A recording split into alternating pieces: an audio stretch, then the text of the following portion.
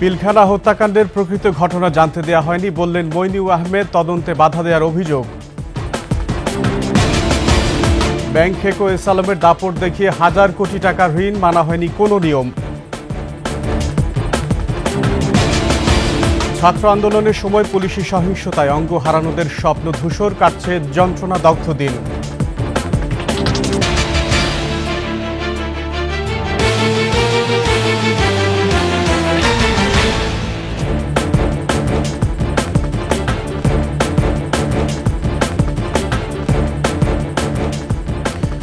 শুনছিলেন first security ইসলামী bank পিএলসির সংবাদ শিরোনাম। আমন্ত্রণ ২১ সংবাদের সাথে আছি আমি আকবর হোসেন সুমন।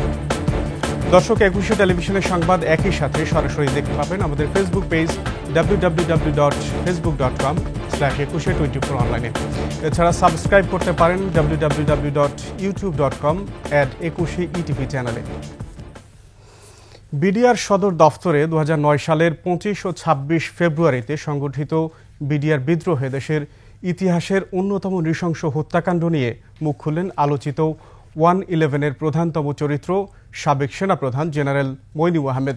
তিনি বলেছেন, পিলখানা হত্যাকাণ্ডের প্রকৃত ঘটনা মানুষ জানতে পারেনি। হত্যাকাণ্ডটি নিয়ে 15 বছরে শুধু বিগত সরকারের কথাই শুনতে হয়েছে। ঘটনা তদন্তে তখনকার সরকার সহযোগিতা করেনি বলেও জানান মইনুল আহমেদ। বিস্তারিত পার্থ সারথীর প্রতিবেদনে। পিলখানা হত্যাকাণ্ডের নেপথ্যে কি ছিল তা নিয়ে বিভিন্ন সময় বিভিন্ন আলাপ সামনে এলেও এবারই প্রথম নিজের ইউটিউব চ্যানেলে মুখ খুলেছেন সাবেক সেনাপ্রধান মইনুল আহমেদ। তার ভাষ্যমতে 25 ফেব্রুয়ারি 9:30টার দিকে তিনি জানতে পারেন পিলখানায় গণ্ডগোল হচ্ছে। কিছুক্ষণ পর সাবেক প্রধানমন্ত্রী শেখ হাসিনার সঙ্গে কথা বলার চেষ্টা করলে ফোন ব্যস্ত পান।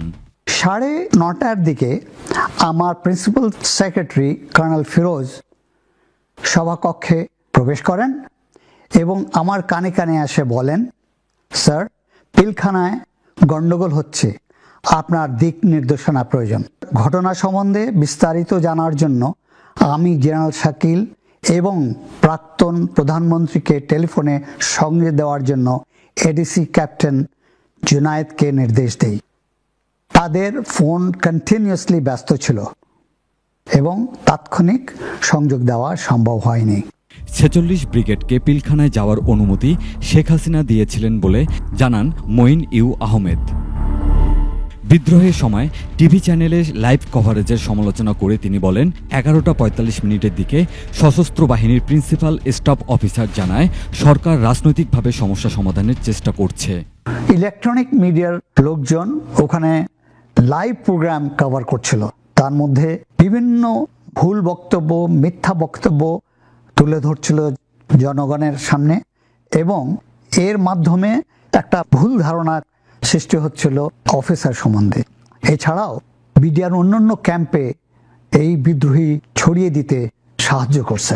বেলা 11:45 পিএসএফডি জানায় যে সরকার রাজনৈতিকভাবে এই সমস্যার সমাধানের চেষ্টা করছে। বিদ্রোহীরা দাবি করেছে যে কোনো আলোচনার আগে সেনাবাহিনী এলাকা থেকে চলে যেতে হবে।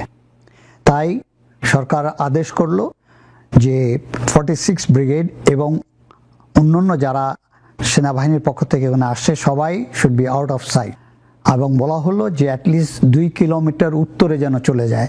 পরের দিন 26 ফেব্রুয়ারি বিদ্রোহীরা আবারও গোলাগুলি শুরু করলে তাকে জানানো হয় বিদ্রোহীরা আত্মসমর্পণ না করলে সামরিক অভিযান পরিচালনা করা হবে।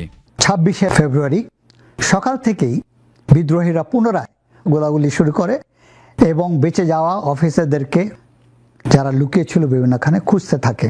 সিদ্ধান্ত হয় যদি সমঝোতা না হয় ওদের সাথে, তাহলে সামরিক অভিযান পরিচালনা করা হবে। ঘটনার তদন্তে সরকারের সাহায্য পায়নি সেনাবাহিনী ভিডিও বার্তায় উল্লেখ করেন সাবেক এই সেনাপ্রধান। তদন্ত আদালত করতে যেসব জিনিস প্রয়োজন তা সেভাবে সরকার থেকে আমরা সাহায্য পাইনি।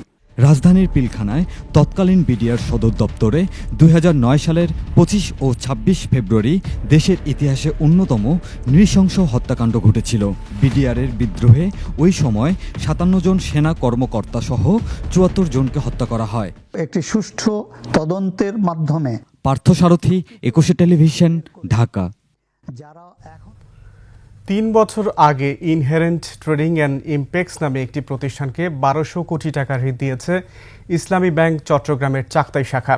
সুদ আসলে এখন ব্যাংকের পাওনা 1448 কোটি টাকা। জনতা ব্যাংক আগ্রাবাদ শাখা থেকেও প্রতিষ্ঠানটি ঋণ পায় 340 কোটি টাকা।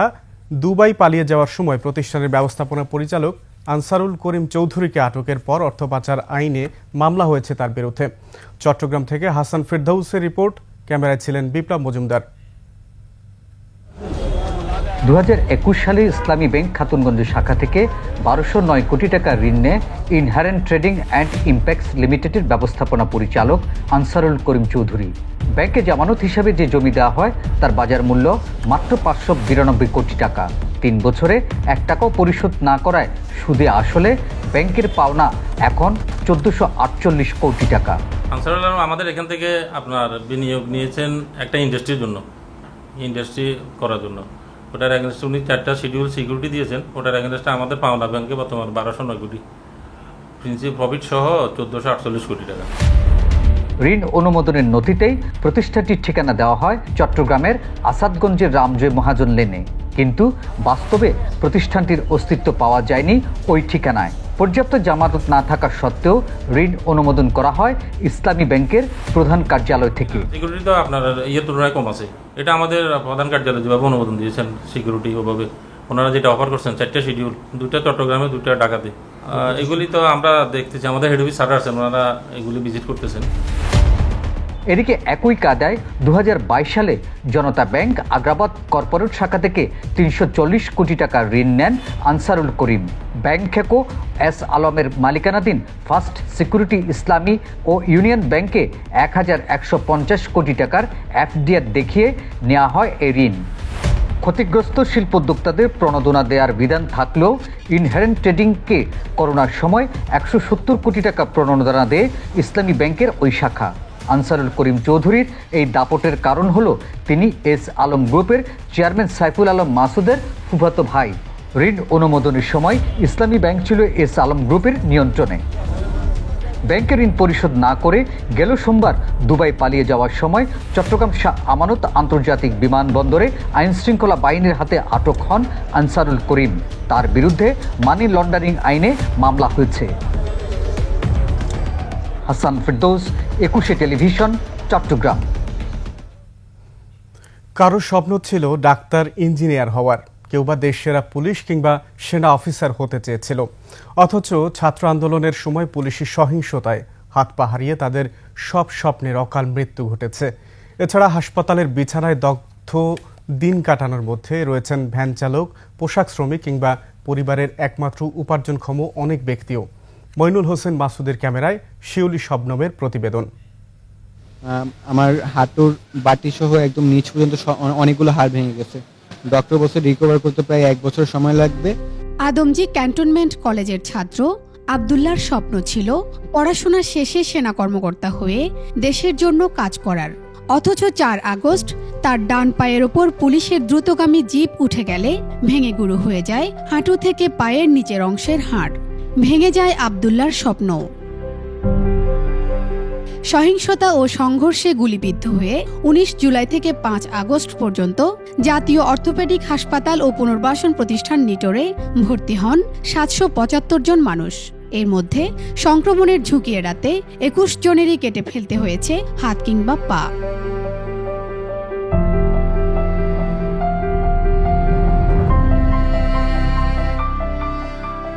তাদেরই একজন 19 বছরের হাসিখুশি কিশোর আতিকুল।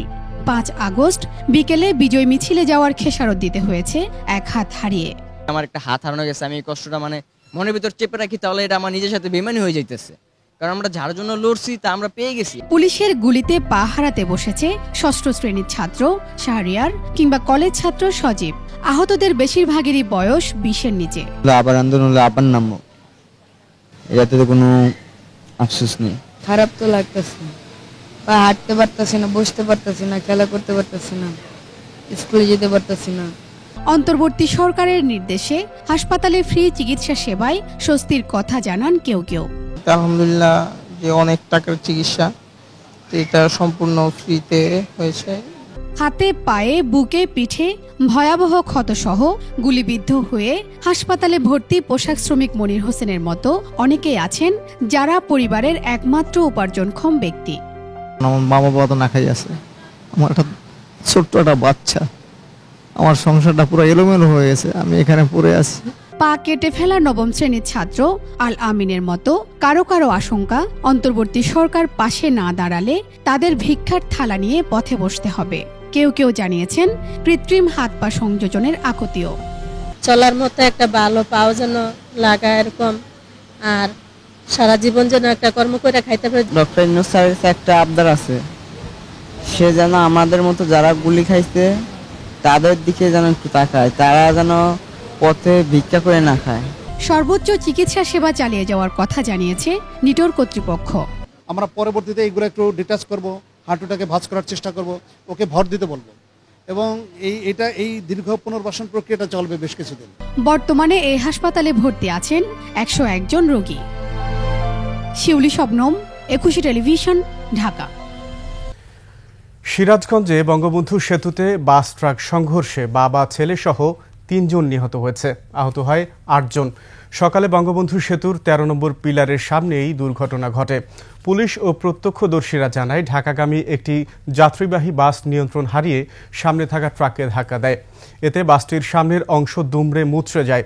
ঘটনাস্থলেই মারা যায় 3 জন। আহতদেরকে হাসপাতালে ভর্তি করা হয়েছে।